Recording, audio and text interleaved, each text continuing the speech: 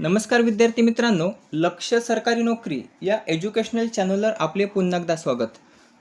मित्रांनो, आज आपण काही महत्त्वाचे चालू घडामोडीचे प्रश्न या ठिकाणी कव्हर करून घेणार आहोत, जे येणाऱ्या भरतीसाठी उपयुक्त असणार आहेत. त्यासाठी व्हिडिओ आपल्याला शेवटपर्यंत नक्की पाहायचा. प्रश्नासोबत काही महत्त्वाची माहिती देखील या ठिकाणी आपण कव्हर करणारच आहोत, जी परीक्षेच्या दृष्टिकोनातून महत्त्वाची असणार आहे. व्हिडिओ शेवटपर्यंत नक्की पाहायचा आहे. माहिती जी सांगण्यात येईल ती आपल्याला वहीमध्ये नोट डाऊन करायची आहे. प्रश्न आवडत असतील तर आपल्याला लाईक करायचं, चॅनलला सबस्क्राईब करून घ्यायचं आहे. याचा PDF हा आपल्याला टेलिग्रामला प्राप्त होऊन जाईल.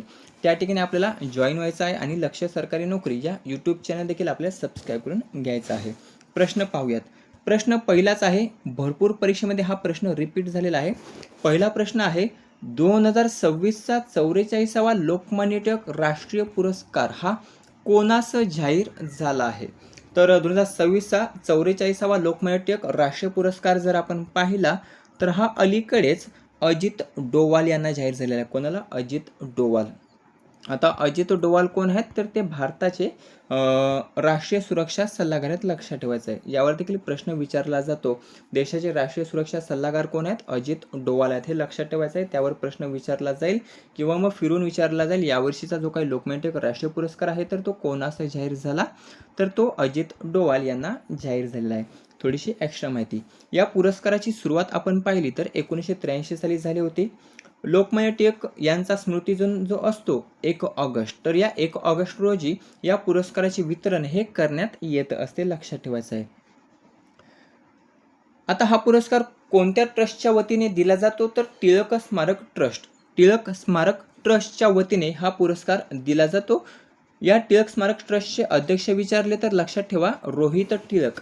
रोहित टिळक हे त्या ट्रस्टचे अध्यक्ष आहेत. पहिला पुरस्कार आपण पाहिला तर तो SM जोशी यांना प्रदान करण्यात आला होता. कोणास? SM जोशी यांना प्रदान करण्यात आला होता. 2020चा लोकमान्य टिळक राष्ट्रीय पुरस्कार जर आपण पाहिला तर तो सोनम वांगचुक यांना प्रदान करण्यात आला होता. आता हा पॉईंट या ठिकाणी आपण का घेतलेला आहे? तर सोनम वांगचुक हा सध्या ट्रेंडिंग टॉपिक आहे. ज्या ठिकाणी जंतर मंतर हे लक्षात ठेवायचं, जे नवी दिल्ली या ठिकाणी ठिकाण आहे, ज्या ठिकाणी भरपूर आंदोलने आतापर्यंत झाले आणि त्या आंदोलनासाठीच हे जंतर मंतर हे ठिकाण ओळखलं जातं. आणि याच ठिकाणी सोनम वांगचुक हे जे काही आहेत तर ते आंदोलन करत आहेत आणि यांनाच हा 2020चा लोकमान्य टिळक राष्ट्रीय पुरस्कार हा प्रदान करण्यात आला होता. हे लक्षात ठेवायचं आहे. कारण सोनम वांगचुक हे ट्रेंडिंग टॉपिक असल्या कारणाने हा पुरस्कार कदाचित विचारला जाऊ शकतो. 2020चा जो सोनम वांगचुक यांना प्रदान करण्यात आला होता. पर्यायांमध्ये देखील विचारला जाऊ शकतो. खालीलपैकी कोणता पुरस्कार हा सोनम वांगचुक यांना प्रदान नाही किंवा प्रदान करण्यात आला आहे? तर लक्षात ठेवायचं आहे, 2020चा हा पुरस्कार त्यांना प्राप्त झाला होता. अलीकडील विजेते आपण पाहिले तर 2023चा नरेंद्र मोदी यांना प्रदान करण्यात आला होता. 2024चा सुधा मूर्ती यांना आणि गेल्या वर्षीचा जो 2025चा होता तर तो नितीन गडकरी यांना प्रदान करण्यात आला होता. हा झाला पहिला प्रश्न. यावर एवढी माहिती जी महत्त्वाची होती त्या ठिकाणी आपण कव्हर केलेली आहे. दुसरा प्रश्न देखील तेवढाच महत्त्वाचा असणार आहे. याला देखील आपल्याला स्टार मार्क करून ठेवायचा आहे. दुसरा प्रश्न आहे, 23वा फिफा विश्वचषक 2026 हा खालीलपैकी कोणत्या देशाने जिंकला आहे? तर 23वा फिफा विश्वचषक 2026 जर आपण पाहिला तर तो स्पेन या संघाने जिंकलेला आहे. कोणत्या संघाने? स्पेन या संघाने. आता पराभव कोणाचा या ठिकाणी केलेला आहे? तर अर्जेंटिना. उपविजेता संघ जर आपण पाहिला तर तो अर्जेंटिना ठरलेला आहे. या अर्जेंटिनाचा पराभव करत स्पेनने या ठिकाणी विजेतेपद हे पटकावलेलं आहे.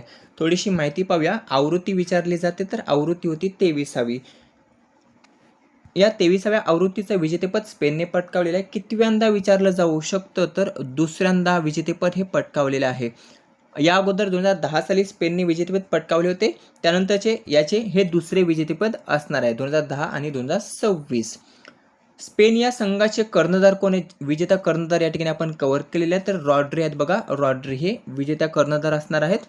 विजयी गोल कोणी केला? तर फेरॉन टोरेसने विजयी गोल केलेला आहे. उपविजेता कर्णधार कोण आहे? तर लिओनेल मेस्सी, जो अर्जेंटिनाचा कर्णधार आहे. कोण आहे? लिओनेल मेस्सी आहे. आयोजन जर आपण पाहिलं तर कॅनडा, मेक्सिको आणि अमेरिका. कॅनडा, मेक्सिको आणि अमेरिका अशा 3 देशांमध्ये याचं आयोजन हे करण्यात आलं होतं. मेक्सिको लक्षात ठेवायचं आहे. का? तर या मेक्सिकोमध्ये तिसऱ्यांदा आयोजन करण्यात आलेल्या या फिफा विश्वचषकाचं लक्षात ठेवायचं आहे. थोडीशी एक्स्ट्रा माहिती इतिहास वगैरे पाहूया. जर आपण पाहिलं तर फिफा विश्वचषकाची सुरुवात जर आपण पाहिली तर 1930 साली करण्यात आली होती. पहिल्या विश्वचषकाचं आयोजन हे उरुग्वे या ठिकाणी करण्यात आलं आणि हाच उरुग्वे संघ त्या ठिकाणी विजेता देखील ठरला होता आणि उपविजेता देखील अर्जेंटिनाच ठरला होता, लक्षात ठेवायचं आहे. यावर्षीचा आणि पहिल्या वर्षीचा जर उपविजेता विचारला तर अर्जेंटिना आणि गेल्या वेळेची जी आवृत्ती पार पडली 2022ची तर त्यावेळी अर्जेंटिना हा संघ विजेता ठरला होता. हे 3 टॉपिक आपल्याला लक्षात ठेवायचे आहेत. 1942 आणि 1946 या 2 वर्षी फिफा विश्वचषकाचं आयोजन हे करण्यात आलं नव्हतं. आयोजन जर आपण पाहिलं फिफा विश्वचषकाचं तर दर 4 वर्षांनी केलं जातं. म्हणजेच या अगोदरची आवृत्ती जर आपण पाहिली तर ती 2022 साली करण्यात आली होती. इथे पुढे आहेच बघा, दर 4 वर्षांनी. 2022 नंतर आता 2026ला याची आवृत्तीचं आयोजन हे करण्यात आलं होतं. शेवटची आवृत्ती 2022. त्या 2022च्या आवृत्तीमध्ये विजयी संघ आपण पाहिला तर तो अर्जेंटिना ठरला होता, मगाशी आपण सांगितलं. यावर्षीची जी काही आवृत्ती पार पडली 2026ची तर त्या आवृत्तीमध्ये एकूण 48 संघ होते. किती? एकूण 48. आतापर्यंत 2022 पर्यंत 32 संघच होते, परंतु यावर्षीच्या आवृत्तीमध्ये एकूण 48 संघ होते. 48 संघ, 16 शहरे आणि 3 देश अशी यावर्षीची आवृत्ती ही या ठिकाणी पार पडलेली आहे.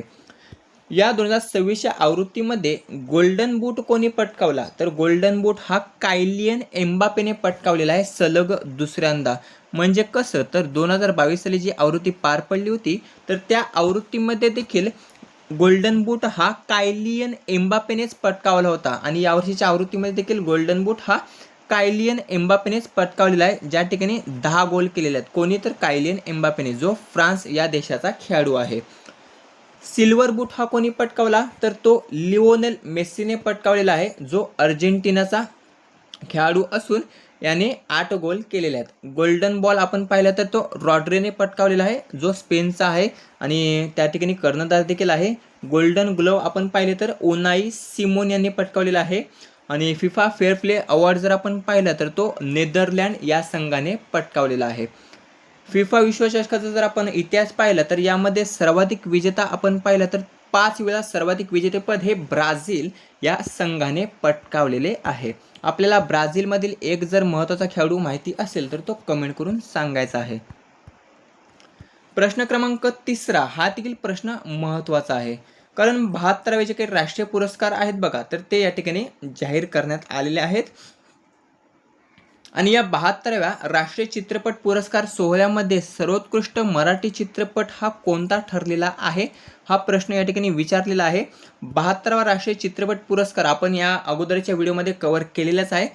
जर आपल्याला अधिक माहिती पाहिजे असेल तर तो व्हिडिओ आपल्याला नक्कीच पाहणं गरजेचं असणार आहे. बघा, यामध्ये फक्त एकच प्रश्न महत्त्वाचा कव्हर केलेला आहे, कारण तो विचारला जाऊ शकतो. प्रश्न हा महत्त्वाचा स्टार मार्क करून ठेवायचा आहे. तर 72व्या राष्ट्रीय चित्रपट पुरस्कार सोहळ्यामध्ये सर्वोत्कृष्ट मराठी चित्रपट जर आपण पाहिला तर पर्याय क मुक्काम पोस्ट बोंबिलवाडी या चित्रपटाने यावर्षीच्या पुरस्कार सोहळ्यामध्ये सर्वोत्कृष्ट मराठी चित्रपट म्हणून उदयास आलेला आहे. हा पुरस्कार दिग्दर्शित किंवा लिखित कोणाचा आहे तर परेश मोकाशी यांनी दिग्दर्शित केलेला हा चित्रपट आहे. यामध्ये प्रमुख भूमिका आपण पाहिल्या तर प्रशांत दामले यांनी केलेल्या, ज्या हिटलरच्या भूमिकेत होते, आणि दुसऱ्यात आनंद इंगळे. दुसऱ्या महायुद्धाच्या पार्श्वभूमीवर घडणारी ही एक काल्पनिक कथा आहे, जी या ठिकाणी वर्णित करण्यात आलेली आहे. मुक्काम पोस्ट बोंबिलवाडी. प्रश्न 4 आहे, राष्ट्रीय अल्पसंख्याक आयोगाचे अध्यक्ष म्हणून कोणाची नियुक्ती करण्यात आली तर राष्ट्रीय अल्पसंख्याक आयोगाचे अध्यक्ष म्हणून जर आपण नियुक्ती पाहिली तर पर्याय अ हरजित सिंग ग्रेवाल यांची बघा राष्ट्रीय अल्पसंख्याक आयोगाचे अध्यक्ष म्हणून नियुक्ती ही करण्यात आलेली आहे. काही महत्त्वाचे पॉईंट्स आपण या ठिकाणी पाहूया. पंजाबमधील भाजपचे ज्येष्ठ नेते तसेच दुसरे सलग शीख अध्यक्ष असणार आहेत हरजित सिंग ग्रेवाल. एनसीएम अध्यक्षपदी नियुक्त होणारे तिसरे शीख व्यक्ती जर आपण पाहिले तर ते असणार आहेत हरजित सिंग ग्रेवाल.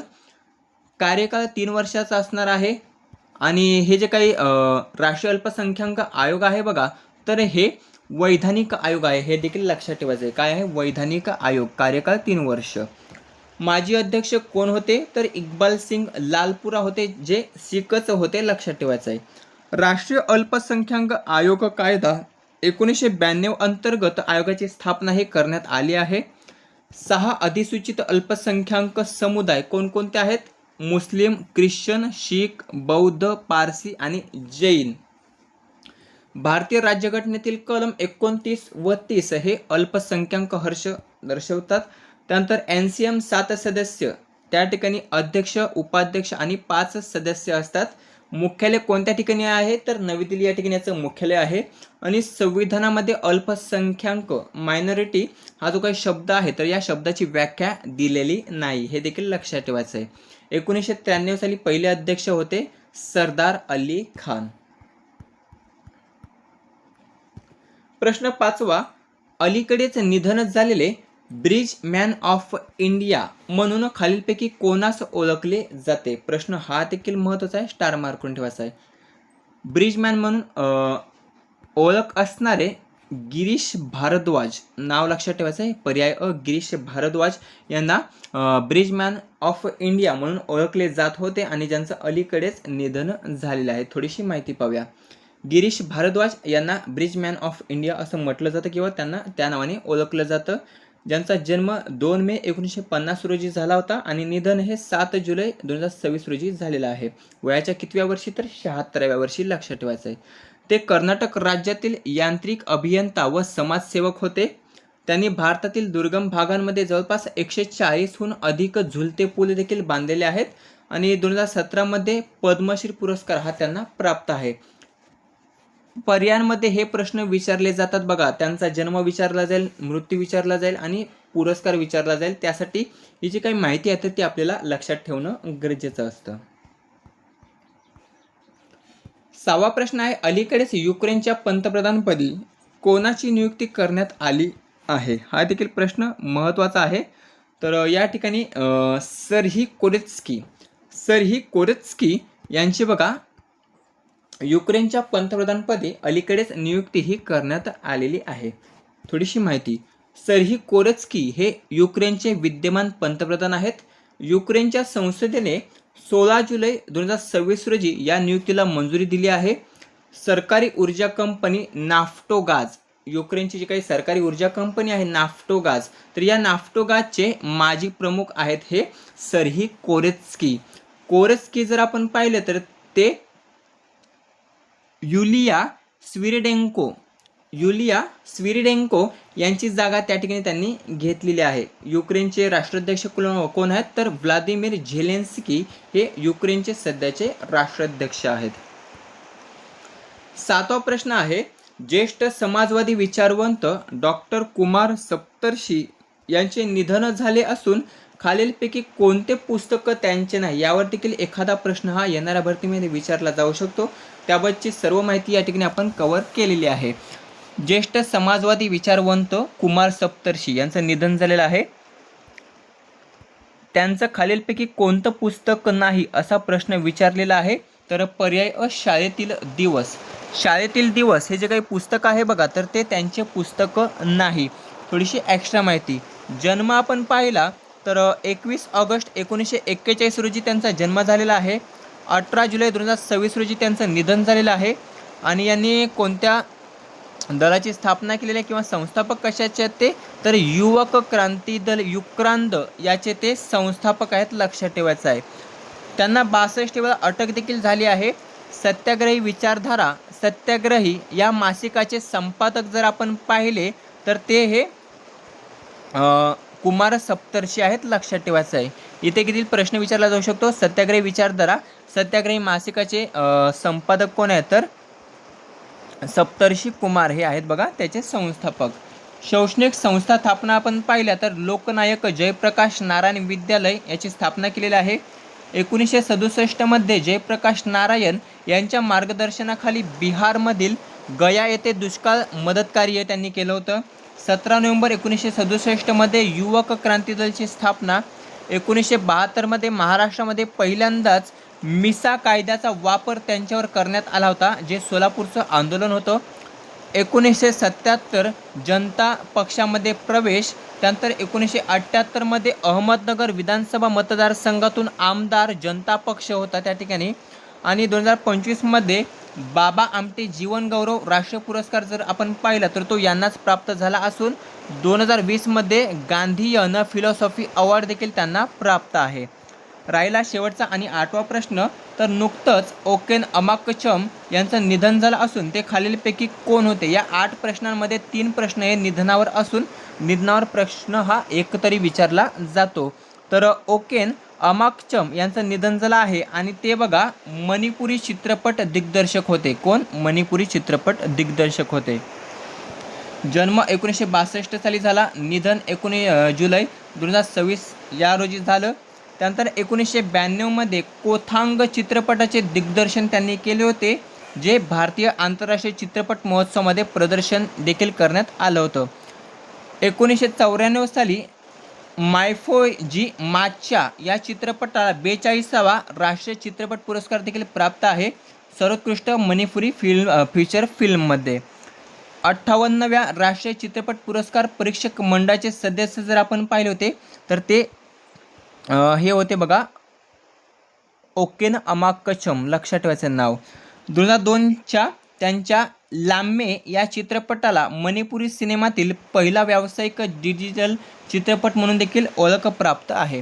मित्रांनो, अशा प्रकारे महत्त्वाचे 8 चालू घडामोडीचे प्रश्न या ठिकाणी आपण कव्हर केलेले आहेत, जे येणाऱ्या भरतीसाठी तसेच आपण कोणत्याही परीक्षेची तयारी करत असाल तर त्या प्रत्येक परीक्षेसाठी हे प्रश्न अतिशय महत्त्वाचे असणार आहेत. व्हिडिओ शेवटपर्यंत पाहिल्याबद्दल खूप खूप आभार. व्हिडिओ आपल्याला आवडला असेल तर मित्रांसोबत शेअर करायचा आहे. याचा PDF आपल्याला टेलिग्रामला प्राप्त होऊन जाईल. त्यासाठी टेलिग्राम चॅनल आणि लक्ष सरकारी नोकरी या यूट्यूब चॅनल दोन्ही ठिकाणी आपल्याला सबस्क्राईब करून घ्यायचं आहे. भेटूया पुढील भागामध्ये. धन्यवाद.